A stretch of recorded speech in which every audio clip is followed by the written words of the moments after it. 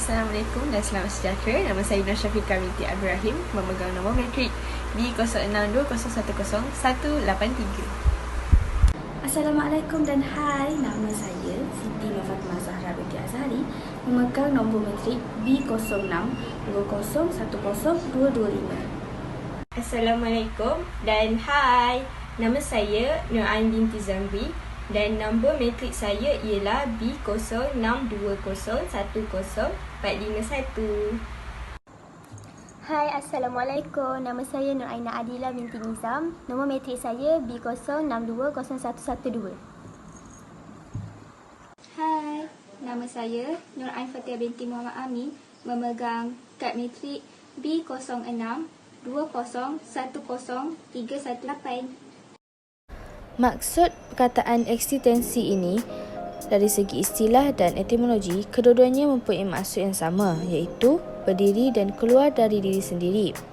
Teori eksistensialisme adalah teori yang melihat segala sesuatu dari kewujudan.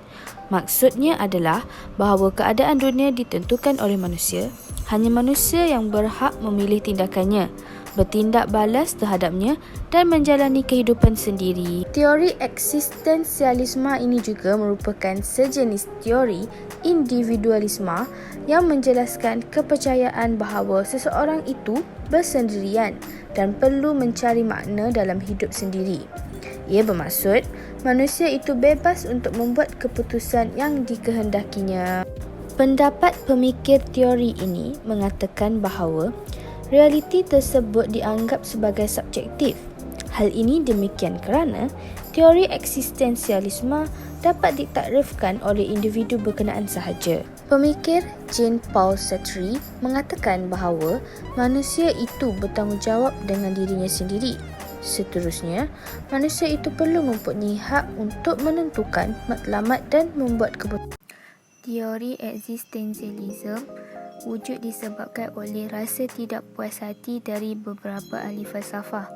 Idea-idea dalam teori eksistensialisme dilihat dalam pemikir dari beberapa negara seperti pemikir Rusia, Spanyol, Jerman dan Perancis. Pemikir Rusia ialah Lev Shestov dari 1866 hingga 1938 dan Nikolai Alexandrovich Berdia dari 1874 hingga 1948. Pemikir Spanyol pula ialah Miguel de Unamuno dari 1864 hingga 1936 dan Jos Ortega Gasset dari 1883 hingga 1950.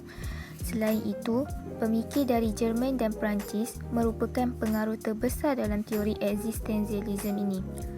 Antara pemikir yang berpengaruh dalam teori eksistensialisme selepas Perang Dunia Pertama ialah Karl Jaspers dari 1883 hingga 1969, Martin Heidegger dari 1889 hingga 1976 dan Gabriel Marcel dari 1889 hingga 1973. Seterusnya, pemikir yang berpengaruh dalam teori ini selepas Perang Dunia Kedua pula ialah Jean-Paul Sartre dari 1905 hingga 1980, Albert Camus dari 1913 hingga 1960, Maurice Merleau-Ponty dari 1908 hingga 1961 dan Simone de Beauvoir dari 1908 hingga 1968.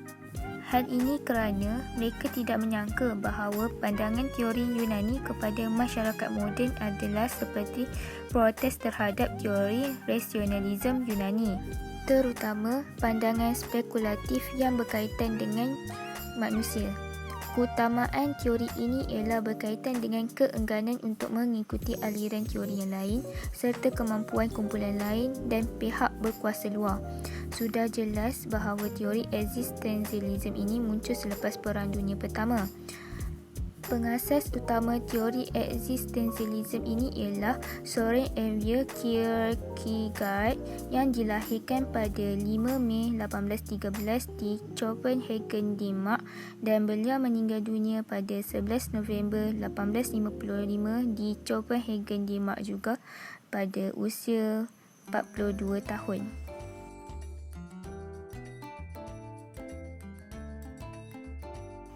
Banyak karya dari pemikir Kierkegaard membincangkan tentang masalah keagamaan seperti hakikat iman, lembaga gereja Kristian, etika dan teologi Kristian, serta emosi dan perasaan peribadi. Karya Kierkegaard kadang-kadang disebut sebagai eksistensialisme Kristian dan psikologi eksistensialisme. Beliau belajar menulis karyanya dengan pelbagai nama samaran dan mengkritik karya lain yang ditulis di bawah nama samaran lain. Kemudian, Jean-Paul Sartre dari 1905 hingga 1980 merupakan ahli teori Perancis yang bertanggungjawab untuk menyebarkan teori eksistensialisme.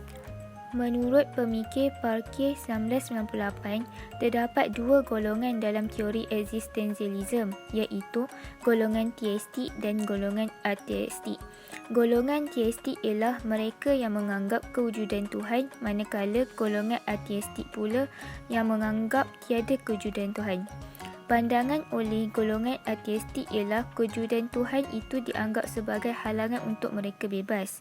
Di samping itu, mereka mengatakan bahawa membuktikan kewujudan Tuhan adalah sia-sia dan membuang masa. Menurut St. Thomas Aquinas, beliau percaya akan adanya Tuhan dan kuasa Tuhan dengan menyatakan tentang ciri-ciri ketuhanan. Pada abad ke-20, Karl Jasper mengaitkan dengan unsur sains dalam mengembangkan lagi teori eksistensialisme. Sebelum ini, tiada pemikir yang memasukkan unsur sains dalam teori tersebut. Menurut Karl Jaspers, unsur agama tidak terlibat dalam kewujudan manusia. Teori eksistensialisme ini telah diwujudkan oleh beberapa ahli pemikir teologi, malah idea dari Kierkegaard telah membantu untuk menyelesaikan beberapa masalah dan persoalan yang wujud. Selepas kematiannya, fahaman teori eksistensialisme mula tersebar luas di seluruh bahagian Eropah dan Barat.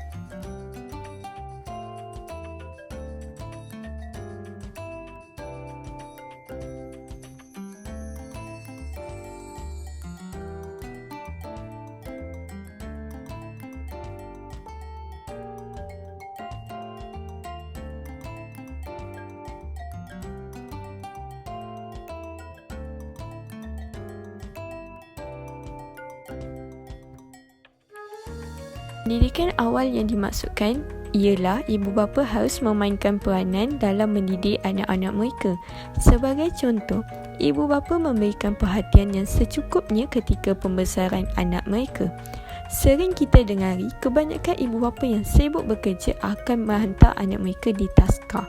Langkah tersebut adalah salah satu pendidikan awal walaupun ibu bapa terlalu sibuk bekerja, tetapi mereka tidak melepaskan tanggungjawab mereka untuk memberikan pendidikan kepada anak mereka. Oleh itu, anak-anak mereka dapat mengetahui perkara yang betul atau salah dari segi perlakuan mereka. Apabila mereka membesar sebagai remaja, mereka akan berfikir terlebih dahulu untuk melakukan sesuatu perkara. Maka, pendidikan awal yang diberikan adalah amat penting kerana dapat membentuk tingkah laku yang baik, seperti melentur bula biarlah dari rebungnya. Pada alaf globalisasi ini, negara kita sudah membangun ke arah negara yang maju, begitu juga perkembangan manusia yang semakin maju seiring dengan kemajuan teknologi. Segelintir ibu bapa mengabaikan anak-anak mereka dalam didikan agama disebabkan oleh arus kemajuan teknologi masa kini. Maka, langkah yang perlu diambil oleh ibu bapa adalah memberi didikan agama yang secukupnya kepada anak mereka supaya dapat membentuk insan yang berakhlak mulia. Hal ini demikian kerana didikan agama dapat memberi pengajaran yang baik kepada anak-anak mereka ketika anak-anak itu dalam buaian lagi. Jelaslah akan terlahirnya generasi yang berguna serta bijak dalam membuat sesuatu keputusan. Didikan agama ini amatlah dititik beratkan kerana ia dapat memberikan pengajaran setiap tingkah laku seseorang. Sebagai contoh, apabila kita membuat satu kebaikan seperti bersedekah dengan pelbagai cara, maka pengajarannya ialah kita dapat membantu orang lain yang memerlukan pertolongan dari pelbagai aspek. Hal ini dapat dikaitkan dengan teori eksistensialisme, ialah apabila kita mempunyai ilmu didikan agama yang mencukupi, nescaya kita akan hanya melakukan kebaikan daripada keburukan. Oleh itu, didikan agama ini amatlah penting dalam diri seseorang. Daripada perspektif yang berbeza, langkah yang sewajarnya perlu dilakukan di negara ini ialah penerapan moral bagi masyarakat yang tidak memeluk agama Islam. Seperti yang dimaklumkan, setiap agama mempunyai prinsip dan contoh yang baik kepada penganutnya. Teori dalam aspek ini mengatakan bahawa etika adalah salah satu ajaran yang berbicara tentang baik dan buruk yang menjadi ukuran, atau dengan istilah lain, ajaran tentang kebaikan dan keburukan yang membuatkan kehidupan manusia bergantung dengan Tuhan, sesama manusia dan alam. Zaman kini, teknologi canggih sedang menguasai dunia. Hal ini menyebabkan banyak perubahan manusia, begitu juga pada etika, moral dan akhlak individu yang mula mengalami kemerosotan. Menurut teori eksistensialisme, ini gaya hidup yang tidak berasaskan panduan atau moral sangat memberi impak yang negatif pada masyarakat, terutama kepada golongan yang tidak berpandukan agamanya. Oleh itu, penerapan moral ini dapat mengurangkan gaya kehidupan bebas dan cara pemikiran masyarakat zaman kini. Seterusnya, sebagaimana yang kita ketahui, media sosial bukan perkara yang asing bagi masyarakat sekeliling. Dengan adanya kemudahan ini, manusia bebas melakukan apa sahaja sama ada betul ataupun salah. Media sosial juga adalah satu aplikasi yang boleh digunakan untuk pencarian dan luahan seseorang. Bahayanya media sosial ini jika disalahgunakan untuk perkara yang tidak munasabah. Kemudahan ini membangkitkan hal teori eksistensialisme dalam kehidupan sehari-hari manusia. Eksistensialisme selaras dengan manusia berhak memilih jalannya masing-masing maupun benar ataupun salah.